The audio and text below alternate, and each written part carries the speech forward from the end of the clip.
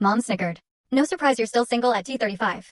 I smiled and replied, in fact, I've been married for 3 years. You simply weren't invited. The family picture slipped from her hands. Can you imagine building a perfect, beautiful life, finding the man of your dreams, and starting a family, only to have your own mother demand you choose between her and your happiness? For 3 agonizing years, that's exactly what I did. I lived a double life, hiding my marriage, my husband, and even my precious daughter from the woman who raised me. And then, at the very peak of a family reunion, the truth exploded in the most humiliating, public way imaginable, shattering everything. But what if that shattering was exactly what I needed to finally be free? My name is Haley, I'm 35, and I grew up walking on eggshells with my mother, Diane Anderson. She was the picture of suburban perfection, blonde hair always in place, clothes ironed to a crisp, the untarnished president of the local country club. And from her only daughter, she expected nothing less than absolute perfection. My dad, Thomas, was my soft landing. He'd wink at me across the dinner table when Mom launched into another lecture about proper posture or the right clubs to join. Haley Bear, he'd say, just be yourself.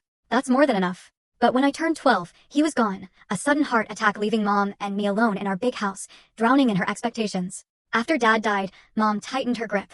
Every report card was scrutinized. Every friend vetted.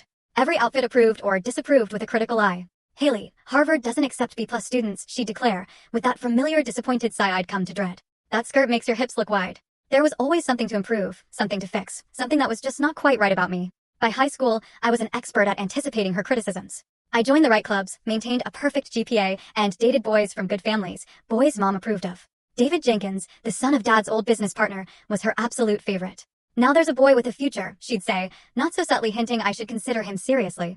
The fact that David had the personality of cardboard and hands that wandered far too freely never seemed to factor into her assessment.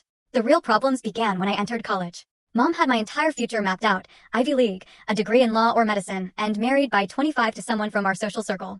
I dutifully attended Columbia as she wished, but chose to study English literature instead of pre-law. Poetry won't pay the bills, Haley, she said, her voice dripping with that familiar disappointment. By the time I graduated, the pressure to find the perfect match had become unbearable.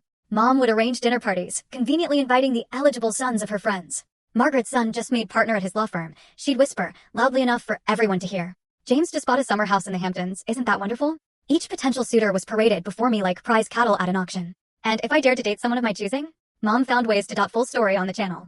Link below. Click now and watch what happened next.